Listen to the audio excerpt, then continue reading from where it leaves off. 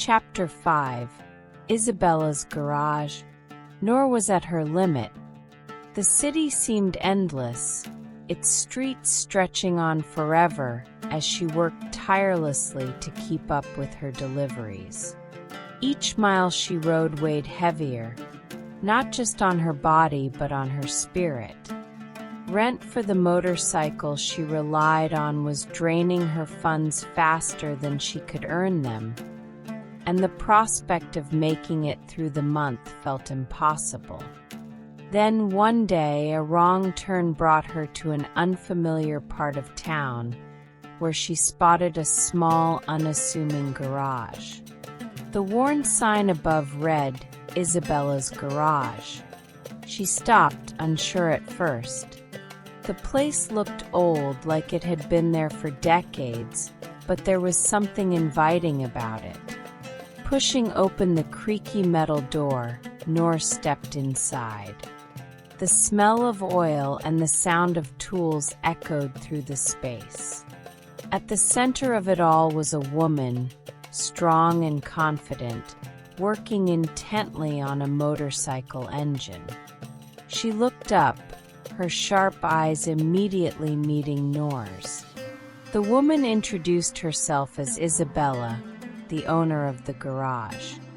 She was a Cuban immigrant who had built her business from the ground up. Her tone was firm but curious as she asked what brought Nour there.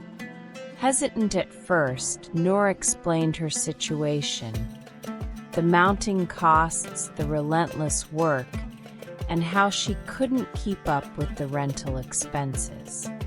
Isabella listened, her expression serious but thoughtful, as if weighing Nour's words carefully. After a long pause, Isabella set down her tools and wiped her hands on a rag. She offered Nour a deal. Isabella would rent her a motorcycle for half the price she was paying now, but there were conditions. Nour would need to cover any repairs the bike required, and as an extra measure, Isabella would give her a 1-week grace period without payment. That week, however, would be repaid over time, with Nour working an additional day's rent into her schedule every week until the debt was cleared. Nour felt a flicker of hope for the first time in weeks. The deal wasn't ideal, but it was a lifeline she desperately needed. She agreed without hesitation. Isabella led her to the bike, a sturdy, reliable machine that seemed capable of handling the rigors of daily use. Before Nour mounted it, Isabella fixed her with a steady gaze and told her that trust was the foundation of their agreement. Nour nodded, promising herself that she wouldn't let this opportunity slip away. Starting the engine, Nour felt a vibration not just beneath her, but within her. It was as if the bike carried not only her weight, but also her dreams of something better. She rode off, the wind rushing past her, and for the first time in a long while, she allowed herself to believe that she could overcome the challenges ahead. What Nour didn't realize then was that her meeting with Isabella was more than just the start of a business arrangement. Isabella's garage would become a sanctuary, and her wisdom would become a guiding light. In a world where survival often meant going it alone, Isabella offered Nour not just a chance, but a partnership that would shape the road ahead in ways Nour could never have imagined. Chapter 6. The Weight of Responsibility. The streets of the city seemed endless, their neon lights casting long shadows as Nour rode her newly rented motorcycle. The hum of the engine beneath her was steady, a reminder of the deal she had made with Isabella. For the first time in what felt like forever, Nour had a sense of control, but that control came with a heavy price. Every mile she covered reminded her that this wasn't just a machine. It was a lifeline, and it carried the weight of her promises. Nour's days grew longer and more exhausting. She picked up every delivery she could find, weaving through traffic with precision and urgency. The adrenaline of the job was tempered by the constant awareness of her responsibilities. Each scratch, each mechanical issue, would come out of her pocket. Every time she parked the bike, she double-checked its placement, unwilling to risk even the slightest damage. Isabella's voice echoed in her mind, a mix of encouragement and warning, urging her to treat the machine with care. At night, when the city quieted and the streets emptied, Nour would return to her tiny apartment. Her body ached from the relentless pace, her hands raw from gripping the handlebars for hours. Still, she felt a glimmer of pride. She was holding her end of the bargain, keeping the motorcycle in pristine condition while scraping together enough to cover her growing obligations. The grace period Isabella had granted was a precious gift, but it also loomed over her as a deadline she could not afford to miss. One evening, after a particularly grueling shift, Nour pulled into Isabella's garage. The familiar sound of tools clanging and engines revving greeted her like a strange kind of comfort. Isabella glanced up from her work, her face illuminated by the harsh light of a single bulb hanging above her station. Without speaking, she gestured for Nour to park the bike and began her inspection. Every visit was the same, Isabella's sharp eyes scanning the motorcycle for any signs of wear or neglect. This time, Isabella nodded approvingly and handed Nour a small cloth. She pointed to a spot on the tank that had been smudged by dust and oil, a silent reminder that care went beyond function. It was about respect. Nour wiped the spot clean, her movements deliberate and almost meditative.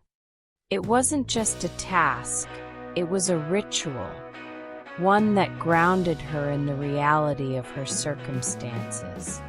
As she rode back home that night, Nour allowed herself a moment to reflect. She thought about the version of herself that had stepped into Isabella's garage just days ago, desperate and unsure. That person felt distant now. She was still navigating a sea of challenges, but the motorcycle had become more than a vehicle. It was a symbol of her resilience, a testament to her ability to adapt and endure. The weight of responsibility was immense, but with it came a newfound strength. Nour was no longer just surviving, she was taking control, 1 mile at a time.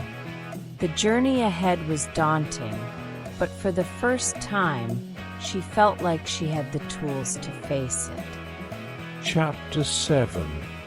Tensions Wry.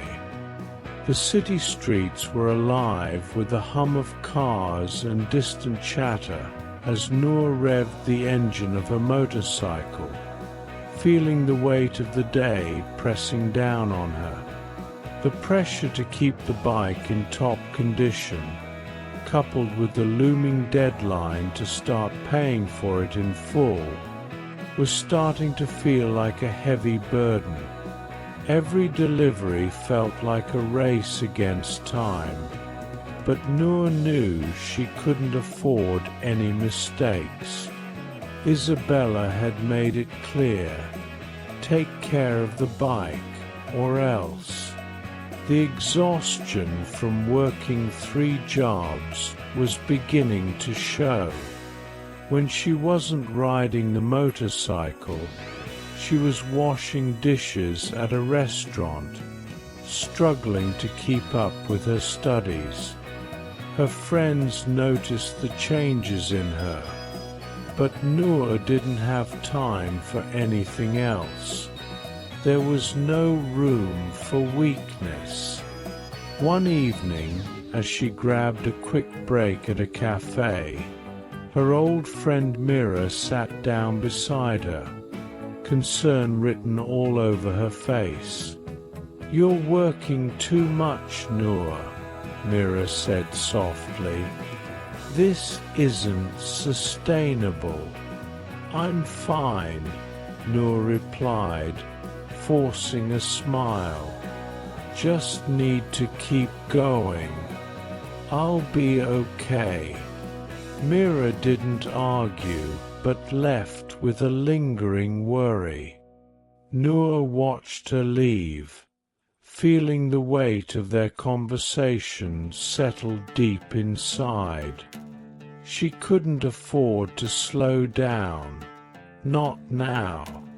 The following days blurred together. More deliveries, long shifts, and late nights. Nour's body felt drained, but her mind was focused. There was no turning back now. The pressure was intense, but she had to keep moving forward. Later that week, Nour returned to Isabella's garage after another long shift. Isabella, usually warm and friendly, was unusually quiet. She studied the bike with a sharp eye, her expression serious. "You're doing fine, Nour," Isabella said, breaking the silence. "But I need you to understand something. This bike isn't just a rental. It's a partnership. You need to take better care of it. I've been patient, but that patience is running out." Nour's stomach tightened. She knew Isabella was right. The pressure was mounting, and it was becoming harder to keep up. But Nour couldn't let herself back down now. She had come too far. "I understand," Nour replied firmly. "I'll take better care of it. I promise." Isabella nodded, her gaze lingering on Nour for a moment longer. There was a quiet understanding in her eyes, as though she saw the deeper struggle Nour was facing. Nour left the garage that night, feeling the weight of Isabella's words and the mounting pressures of her life. As she rode through the dark streets, the exhaustion and uncertainty seemed to close in. But Nour knew she couldn't stop now. She had made promises, and she would keep them, no matter the cost. Chapter 8. A New Deal. As Nour entered the small coffee shop, the warmth from the interior contrasted with the cold, damp air outside. It was a brief respite from the long hours she had been putting in, though the weight of her reality lingered. She had been struggling to make ends meet, and the pressure was starting to feel like it was closing in on her.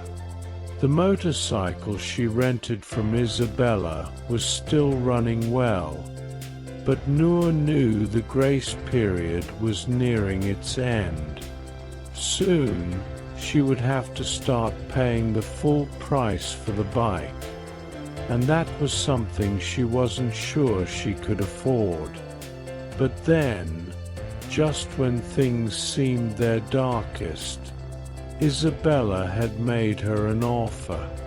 Nour had spent the past week nervously calculating her finances, wondering how she would ever come up with the money to keep up with her commitments. The rent for the motorcycle had become a looming burden, and she had already spent all of her savings on the repairs Isabella had warned her about. Nour was barely getting by with the 2 delivery jobs, and her restaurant work on the weekends didn't bring in nearly enough to cover everything. She couldn't afford to lose the bike. It was her only means of survival, her only way to keep earning. Nour knew she had to find a way to make this work. When Nour arrived at Isabella's workshop, she found the mechanic busy with another repair, her hands stained with oil as she worked with quiet precision. Isabella looked up, wiping her hands on a rag, and gave Nour a steady, knowing look. "Nour," Isabella said calmly, "I've been thinking. I know this isn't easy for you." Nour felt a knot tighten in her stomach. She had been dreading this moment, uncertain about what Isabella might say. "What do you mean?" "I know you're struggling," Isabella continued, "and I don't want to make things worse for you. So, here's what I'm offering.